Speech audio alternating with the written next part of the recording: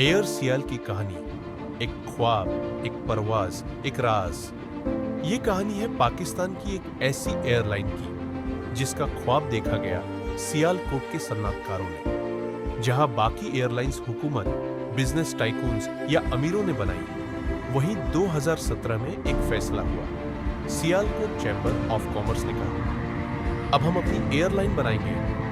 नाम रखा गया एयर सियाल। मगर ये सिर्फ एक आम एयरलाइन नहीं थी, ये एक पैगाम था, एक चैलेंज कि सियालकोट, जो फुटबॉल और सर्जिकल के लिए दुनिया भर में जाना जाता है, अब फिजाओं में भी अपनी शनाख्त बनाएगा।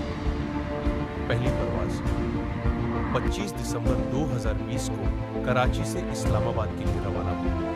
और यूं कोरोना के मुश्किल दौर में एयर सियाल ने हिम्मत, जज्बे और जुनून से परवाज की। मगर कहानी यहाँ खत्म नहीं हुई। 2022 में एयर सियाल के एक जहाज के साथ ऐसा वाकया पेश आया जिसने सबको चौंका दिया। लाहौर एयरपोर्ट पर लैंडिंग के दौरान A320 तैयारी का लैंडिंग गियर जाम हो गया। मुसाफिरों की सांसें रुक गईं। कप्तान ने हाजिर दिमाग और जहाज को किसी तरह महफूज लैंड करा दिया।